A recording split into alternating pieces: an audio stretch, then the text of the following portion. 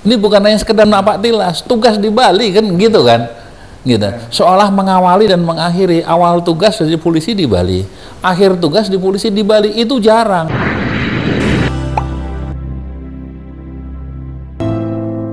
Komisaris Besar Polisi Dr. Andes Arum Priyono sudah meninggalkan Bali menuju Yogyakarta. Jabatan Direktur Pembinaan Masyarakat Binmas Polda Bali sudah pula dikembalikan melalui tangan Kapolda Irjen Polisi Putu Jayandanu. Namun ada legasi yang diwariskan Kombes Arum selama berdinas di lingkungan Polda Bali. Apa legasi tersebut? Berikut petikan percakapan dengan Kombes Polisi Arum Priyono didampingi Ketua Pokdar Kamtibmas Bayangkara Daerah Bali Yustidias dan Kasubdit di Binmas AKBP Nyoman Geden yang dikemas sebagai tayangan bagian kedua di Denpasar TV Channel. Jangan lupa subscribe. Ada potongan cerita menarik dari memori mantan Kapolsek Kota yang mewilayahi Denpasar Barat dan Timur zaman dulu itu. Misalnya Kombes Arum mengawali dinas setamat Akademi Kepolisian tahun 1988 di Bali yang masa itu masih di bawah status Polda Nusra. Lalu mengakhiri dinasnya di lingkungan Polda Bali sebagai Direktur Binmas. Ini bukan tanpa cerita, seolah ada unsur magis yang dirasakan setelah napak tilas di Pulau Dewata sekitar setahun jelang pensiun. Seperti apa kisah nyata yang haru biru dirasakan Arum Priyono dan sang istri? Pengen cerita ada sesuatu yang Tuhan tuh nampaknya sayang sekali dengan saya. Sebelum saya pindah ke Bali, saya di Banyu Biru itu sempat ngomong dengan istri, yuk nanti sebelum pensiun kita napak tilas, kita jalan-jalan ke tempat tugas dulu kita, gitu. Ya mau gitu kan. Sekarang nggak sampai 1 bulan keluar TR mutasi, mutasinya ke Polda Bali kan gitu kan. Langsung istri saya menangis. Nampaknya apa yang kita inginkan, apa kita ucapkan itu didengar sama Tuhan. Ini bukan hanya sekedar napak tilas, tugas di Bali kan gitu kan. Gitu. Seolah mengawali dan mengakhiri awal tugas dari polisi di Bali, akhir tugas di polisi di Bali itu jarang. Gitu loh. Kecuali orang Bali yang memang orang Bali kan gitu kan. Lahir di Bali, pensiun di Bali wajar kan gitu kan.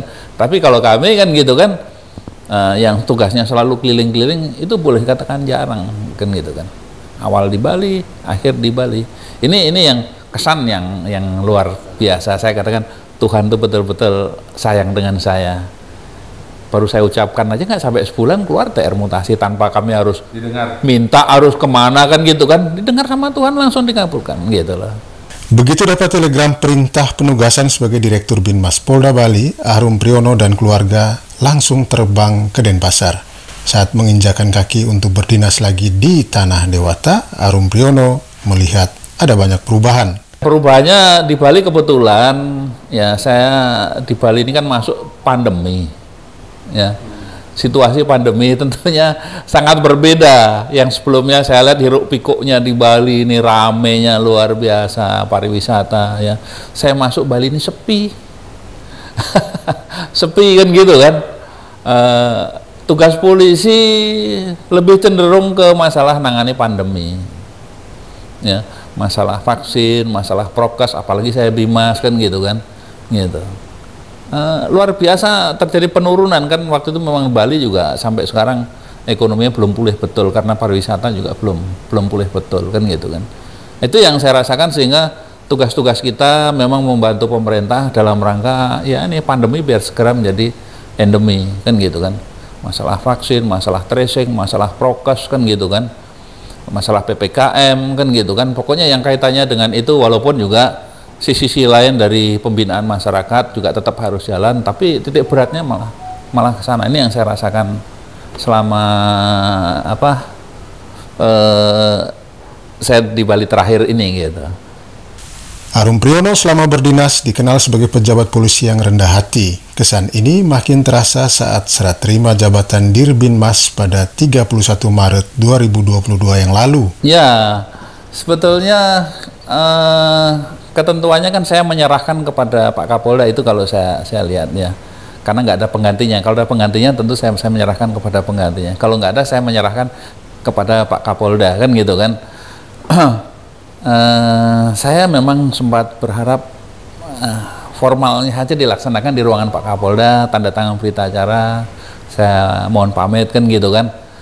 Karena sebetulnya saya tidak ingin ada perasaan yang berubah drastis ya. Berubah drastis.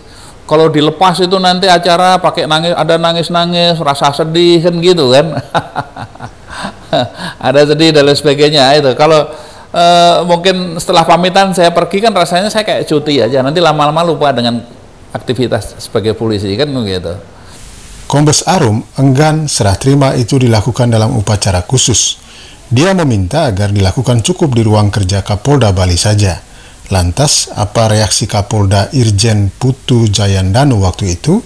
Karena beliau sangat menghormati saya, sangat menghargai saya, selaku seniornya kan gitu kan. Secara pangkat beliau pimpinan, jabatan pimpinan saya. Tapi secara senioritas saya lebih senior, dan beliau sangat santun menghargai Pak K, Pak Waka ya.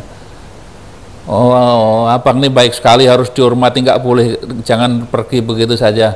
Kalau nggak mau acara ya sudah, coffee morning aja lah, tapi yang jelas kita menghormati. Kalau orang Minang bilang datang tampak muka, pulang tampak punggung kan gitu kan. Masuk pergi itu aja, nanti pejabat yang lain, mana Bang Arum kok udah nggak ada lagi kan gitu kan. Ya secara formal saya sudah pamitan lah, kalau ada salah saya mohon maaf, sehingga nggak ada beban. Itu sebetulnya itu Pak, saya biar nggak ada drastis. Waduh, tahu-tahu sudah nggak pakai baju dinas preman, nggak ada tugas, nggak ada kewenangan, nggak apa. Biar seolah saya rasanya kayak cuti saja, lupa nanti itu kan gitu kan. Itu sebetulnya Pak. Kombes Arum berasal dari Muntilan, rumah orang tuanya di kaki Gunung Merapi. Ada cerita seru mengapa mantan Kapolsek Pupuan ini akhirnya memilih menghabiskan masa pensiun di Yogyakarta. Saya aslinya Magelang, Muntilan Magelang. Saya tinggal di Jogja Pak. Nah, jadi ada cerita sedikit, rumah saya di bawah Gunung Merapi Pak. Belakang rumah saya, orang tua saya itu sungai yang langsung alirannya itu dari Gunung Merapi ya. Jadi setiap hari itu dari puncaknya itu ada lahar material yang turun terus kan ke aliran itu. Jadi kalau udah musim hujan, kalau hujannya banyak itu takut banjir Pak. Biasanya banjir, dan banjirnya itu kayak suara truk karena batu-batu besar yang sebesar rumah itu bilang anyut, iya, dak kan gitu kan. Ngeri Pak? Hah? Ngeri Karena waktu kecil saya itulah sering ngungsi Pak. Kalau udah banjir ngungsi, digendong sama orang tua saya, karena masih kecil kan, pasti ngungsi gitu, pasti ngungsi digendong gitu loh.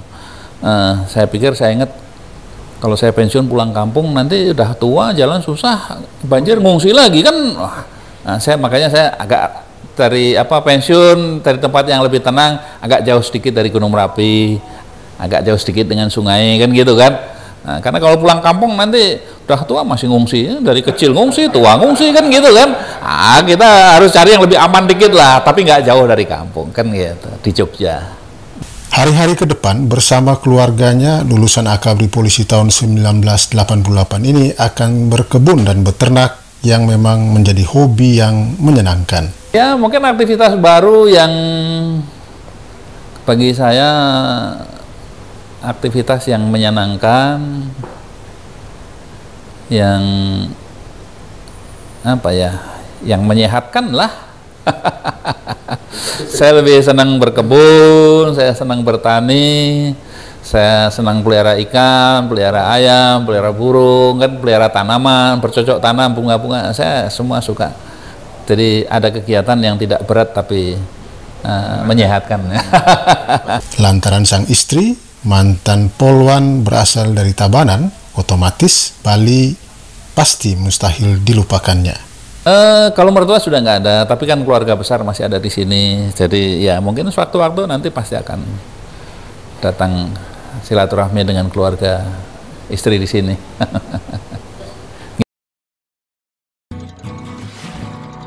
Jangan lupa subscribe,